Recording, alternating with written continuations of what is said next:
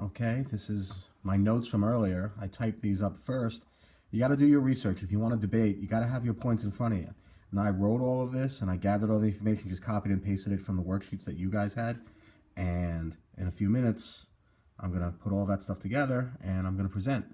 But you got to do this first. Okay, yeah, that's Dallas. After you've gathered all your information and read through it, once you're presenting, you want to make sure that you're not just reading it. You want to try to remember it as best you can. It doesn't have to be word for word. If you get a couple words wrong, so be it. But the main point, once you're debating or discussing or telling what you've done with others, is saying it in your own words, just talking to them, not reading it. Of course, you want to hit those marks, and you should have it in front of you. You're going to notice later on when I'm showing you this video clip that you'll see me and looking past the camera, because I am looking at the screen. I used my computer as sort of a teleprompter for my script. You should do the same thing. You can, but the best way to do it is just to know your stuff well enough that you can talk on it and then just explain it in your own words.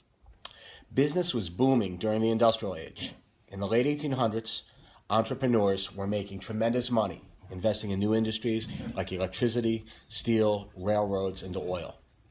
Their practices may have been questionable at times, but they were effective. They created wealth and helped American society grow into an American superpower. This is why they were captains of industry. While the American economy was booming in the late 1800s and businessmen like Andrew Carnegie made millions of dollars, this growth happened at the expense of workers. Millions of laborers worked in terrible conditions, making little money, risking their health and life just to make enough money to get by. Due to the greed of these men, many suffered and were left out of America's success.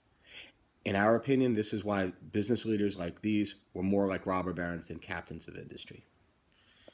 Andrew Carnegie contributed $350 million of his own money towards charitable causes after he retired. This shows that he was caring more about others than just himself. He didn't have to do that.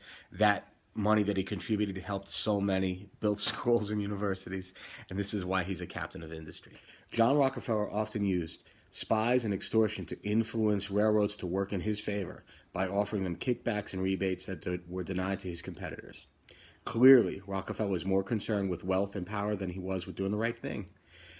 His competitors suffer because of his greed, and this makes him a robber baron. In 1901, J.P. Morgan, his company was worth more than $1.2 billion, and this allows us to compete with Britain, with Germany. This makes him a captain of industry because he allows us to compete. We become the best of the best in part because of his work, his entrepreneurial ability, and that's important. In 1869, Jay Gould and Jim Fisk cornered the gold market by bribing the U.S. Treasury into not releasing gold into circulation, and this drove up the price of gold, which Gould and Fisk were hoarding.